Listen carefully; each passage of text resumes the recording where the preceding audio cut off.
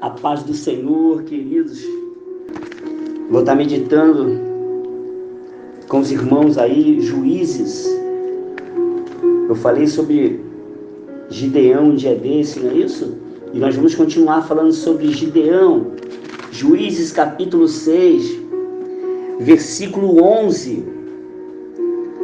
Mais à frente um pouquinho, versículo 13, diz assim: mas Gideão lhe respondeu: ai, Senhor meu, se o Senhor é conosco, por que tudo isso nos sobreveio? E que é feito de todas as suas maravilhas que nossos pais nos contaram, dizendo: não nos fez o Senhor subir do Egito, porém agora o Senhor nos desamparou e nos deu na mão dos medianitas. Então o Senhor olhou para ele e disse: vai nessa tua força e livrarás Israel da mão dos medianitas. Porventura não te enviei eu? E ele disse: ai, Senhor meu, com que livrarei Israel? Eis que a minha família é a mais pobre em Manassés, e eu menor da casa de meu pai. E o Senhor lhe disse: porquanto eu hei de ser contigo, tu ferirás os medianitas como se fosse um só homem. Louvado seja o nome do Senhor. Querido, Gideão está passando por uma situação em Israel muito terrível. Esse é o começo dessa história, porque eles estavam roubando a riqueza. Eles estavam sendo escravos, não tinha rei, não tinha patriarca, não tinha nada disso. Deus levantava hora ou outra algum líder para ajudar Israel.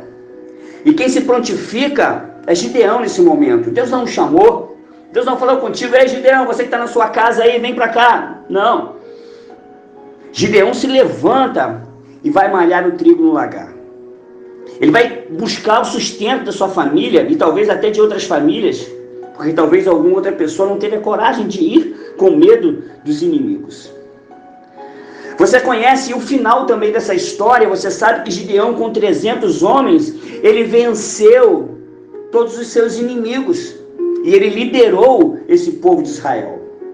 E eu amo a Bíblia Sagrada, assim como você, porque ela não esconde os erros dos homens. A Bíblia conta o pecado de Davi. Ela conta os vacilos de Abraão. Ela conta a mentira de Jacó.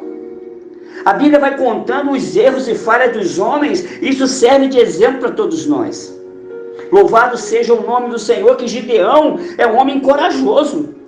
Porque quem está dizendo que ele é corajoso não é nenhum homem, é o próprio Deus. O anjo do Senhor está dizendo para ele: varão valoroso, o Senhor é contigo. Entenda bem uma coisa, que Gideão, apesar de ter esse sucesso mais tarde, ele está passando por problemas igual a mim, igual a você.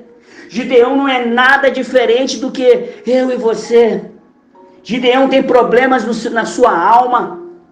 Gideão tem problemas, assim como o apóstolo Paulo disse, não é isso? Senhor, eu tenho um espinho na carne. E o Senhor fala assim: a minha graça te basta. Ele tem problemas, mas ele levanta a cabeça e vai em frente. Ele não deixa que os problemas parem ele, que a luta pare ele, que a dificuldade pare ele. Mas ele tem problemas e que precisam ser tratados. E Deus parou para tratar de Gideão. Deus começa a tratar com um diálogo, e Deus nos trata através da sua palavra, porque a palavra de Deus, ela nos limpa. Louvado seja o nome do Senhor. Aleluia. Glória a Deus. Bendito é o nome do Senhor. Aleluia. Ele começa a abrir o coração. A Bíblia fala que a boca fala que o coração está cheio. Os filósofos, eles dizem: fale um pouco para que eu te conheça melhor. E Gideão então vai abrir o coração e vai dizer assim: ai.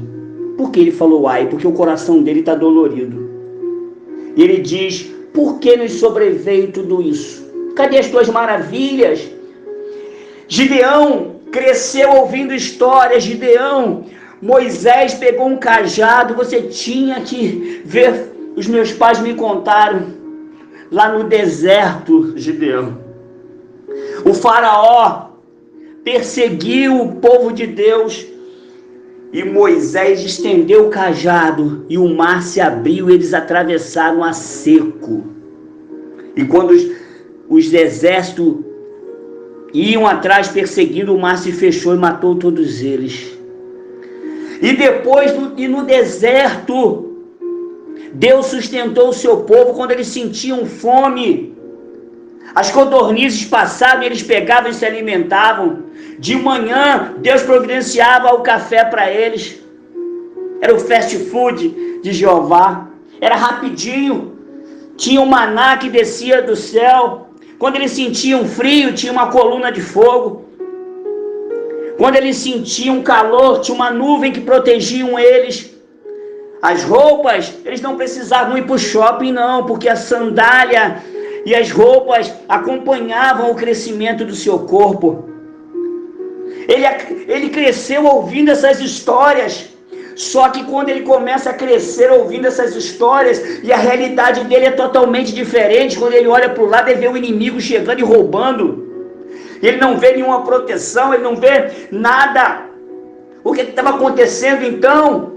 Ele fala: cadê as tuas maravilhas, Senhor? Eu não estou vendo as maravilhas que eu ouvia contar. O que está acontecendo? Sabe? A gente sabe o que está acontecendo. Muitas vezes quando as lutas vêm sobre nós, são brechas, são lutas, são coisas que deixamos de fazer, de vigiar, de guardar. O que aconteceu muitas vezes na nação, que está acontecendo hoje, são brechas muitas vezes que deixamos. A nação de Israel se esqueceu do seu Deus, deu as costas para Deus, estavam adorando os Baalins, adorando Baal, adorando Astarote. Estavam deixando de guardar o ano sabático, porque Deus mandou semear a terra 6 anos e guardar no 7º ano. E durante 490 anos eles não respeitaram isso. Deus pegou o povo e botou no cativeiro durante 70 anos. Eles se esqueceram do Senhor. Mas o Senhor encoraja, trata ele e disse: você vai, eu já enviei você, rapaz, você é um varão valoroso. Para de ficar olhando para sentimentos, emoções, para de ser guiado pelo seu coração, que o coração é enganoso. Para de ficar olhando por sentimentos, por emoções. Viva pela minha palavra, enfrenta isso, rapaz. Limpa esse seu coração, Gideão. Deus começa a tratar com esse homem. Então ele olha para o Senhor novamente, e ele abre o coração e diz: com que eu livrarei Israel? A minha família é a mais pobre e eu o menor da casa de meu pai. Querido, a razão social ele coloca aí em primeiro plano. Por quê? Porque ele era de uma família mais pobre e ele não era o primogênito. E Deus então dá o segredo para ele: você vai vencer e vai ferir os medianitas como se fosse um só homem. Aqui está o segredo da vitória de Gideão, querido. Pega essa bênção aí, pega. O segredo é como você vê o teu problema. Se você vê o teu problema como um monstro, como um gigante, esse problema vai te engolir. Mas se você olhar para o seu problema e você ver ele pequenininho, quer ver você olhar o seu problema pequenininho? É só você olhar para o Deus grande, para o Deus todo-poderoso. E que ele está lá no céu, sim, mas só que ele está dentro de você. O Espírito Santo habita dentro de nós. Por isso que ele diz: nós somos mais que vencedores em Cristo Jesus. E você conhece essa história. Gideão acreditou. Ele faz algumas provas com o Senhor mais na frente. E ele então confia no Senhor. E o Senhor faz ele vitorioso. Poderia fazer ele vitorioso com aquela multidão de pessoas. Com 32 mil. Mas ele foi mudando e fez ele vencer com 300. Para entender que não é a força de um exército humano. Que não é porque ele é primogênito ou não é. Não é porque ele é da família de Manassés ou não é. Não, é porque o Deus está com ele. Não importa a sua razão social. Não importa quanto você tenha na sua conta bancária. Não importa de onde, qual é a sua idade, o tempo de ministério, o cargo que você tem na igreja. Importa que Deus é na sua vida e você é mais que vencedor em Cristo Jesus. Glória ao nome do Senhor. ficar se lamentando, ai meu Senhor, ai não. Glória a Deus, Senhor, por tudo que o Senhor tem feito na minha vida. Nós somos mais que vitoriosos, querido.